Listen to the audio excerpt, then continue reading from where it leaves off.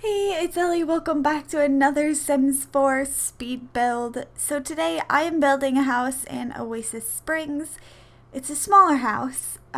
It's in one of the smaller neighborhoods. I've only built one other house in Oasis Springs before, and it was a pretty expensive house. It was on one of those like back lots that's pretty huge, but for this one I decided to build one of the smaller houses in a smaller neighborhood, and I checked the other houses in this neighborhood are between like 60 and 40,000. So I decided to make my house 50,000 simoleons and no more. So that's that's what I did. Here's the thing though. I'm actually not done with the build yet, and I am not looking at anything while I'm doing this narration. So that's something.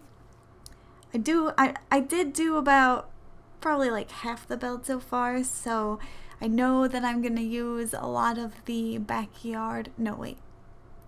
Is it the backyard? Oh, there's like 3 backyard packs in The Sims 4 for the stuff. So it's one of the new, I think it's the backyard stuff pack. I want to say it's that one specifically. I think there's also romantic garden stuff, and there's perfect patio stuff, and so it's whatever the most recent one is. That's the one that I've been using in the house. So yeah, I'm going to talk about work now, I guess, because I need to narrate something. See, I can't do this narration later. That's why I have to do it now when the build isn't even done. And I have no idea how long the build is going to be, so I'm going to do this narration for 15 minutes exactly, and then I'll probably just like match my build to be that long. It's not going to be a huge build, so it shouldn't be like ridiculously sped up if I make it 15 minutes. It might be pretty slow though, actually. But whatever, this is what's happening because I don't have time to record as much as I used to, especially for sim builds because they take so long. My American Dad build took like 8 hours to build, and it was a long time.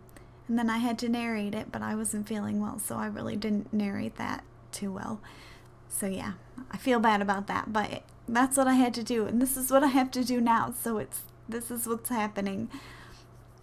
So, I've been talking about this dog Jake a lot from where I work, this lady's dog Jake, and well, the other day I took him on a walk, so he finally got some exercise. He's sort of horrible on the leash, like kind of really horrible, and he's like, the thing about him is that he's so thick and heavy, but he's so short to the ground. So he can like really, I don't know, he can really pull hard, even though he's a small dog. And I say small in quotes because that dog is not small, but yeah, he pulls pretty hard on the leash, and well, it hurt a lot, my hip. I have some hip issues, and yeah, he was just like pulling so hard that I had to use my weight against him, which means I had to put a lot of pressure on my hip to like stop him from pulling me,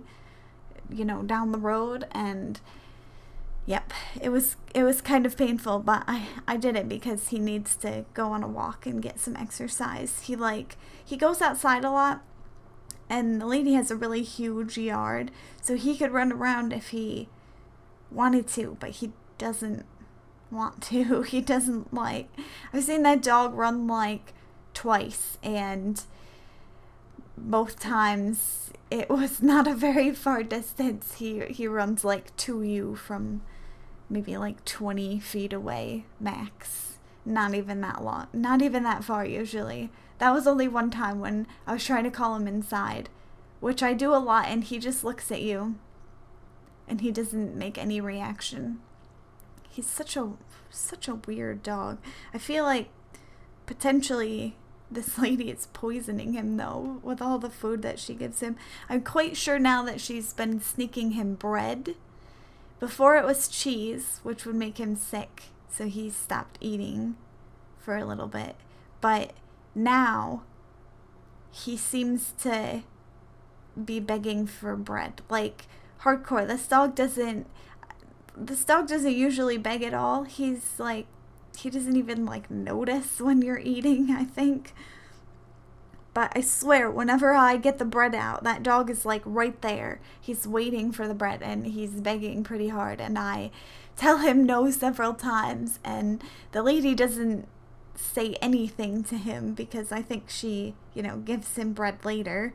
So she's not saying no to him because it's not something that she like disapproves of, but I keep saying no because that dog doesn't need bread.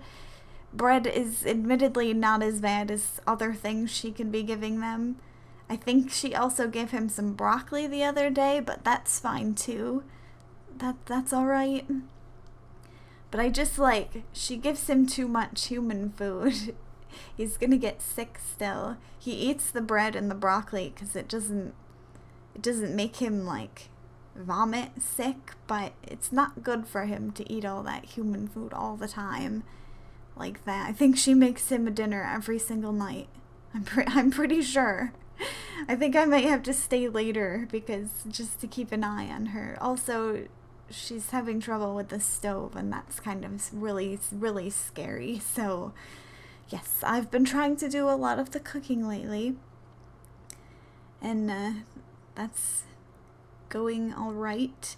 See, the one problem though is that I am a vegetarian, and this lady is obviously not. She doesn't need to be a vegetarian. She barely eats enough food as it is, but she's so concerned with what I'm eating that she doesn't want to eat anything else, and she needs to eat as much as possible.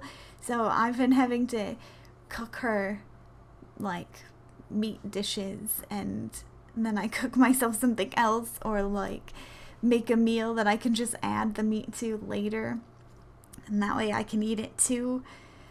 But yeah, it's very, everything has to be just so. Otherwise, it's going to cause a lot of problems. So we cleaned out her office the other day, or not her office, her kitchen closet, office. That's over in left field. Okay, we cleaned out her office, oh my god, are you serious? Her kitchen closet, what's wrong with me?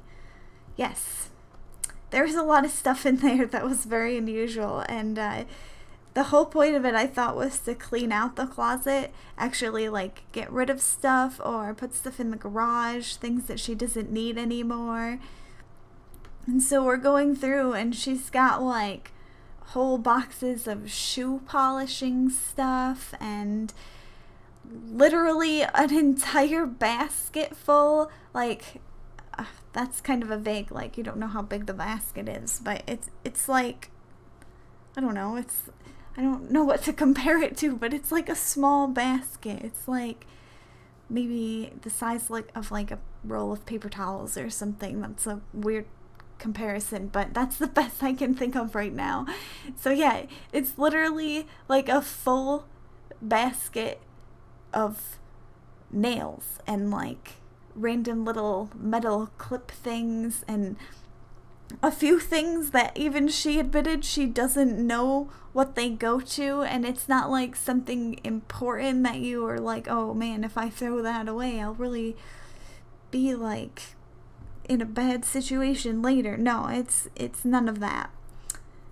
It's just little plastic, I don't know how to describe them. They're literally little plastic knobs that you put over screws for furniture to cover up the nail holes and all that. And she had 3 bags of those, and I'm can we throw these away? And no, we can't throw anything away because she might need it, even though what do they even go to now? I'm sure whatever furniture those little knobs went to, it doesn't need the knobs now. It's fine. Obviously they haven't been missing the knobs for all this time, so Yes, I wish we could have just thrown half of that away. She wouldn't let me put hardly anything in the garage except for a bunch of random paint things that it doesn't matter if they get cold. Some of them she was right that we needed to keep in the closet, because some of those weird polishes and stuff, they can't be in like a cold garage. They have to be kept at room temperature, and so those things are fine to keep in the closet. I would prefer they were kept in the basement, but you know, that these kind of things though, they're not really worth fighting about. And I do kind of the same thing with kids, like pick your battles, you know. I'm not gonna sit there and like force her to put all her things in the garage and make her really upset, you know. If she wants to keep them in the closet, she can keep them in the closet, even if it's absolutely ridiculous and she's never ever going to use those things again. Like, she's got her little power sander. It's like a little handheld thing that she uses to finish furniture. Like, she does antiques a lot, or she did. She can't really anymore, but she used to restore antiques a lot with her husband. Their whole house is just full of antique furniture. It's actually really beautiful.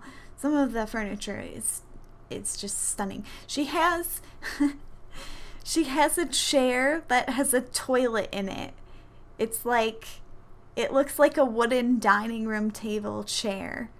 Just like it doesn't look like a toilet, but then in the center you've got like this circular spot that has a sort of lid on it, and I always noticed it, and I always sort of thought, like, what is this chair? Like, why is there a hole in the center?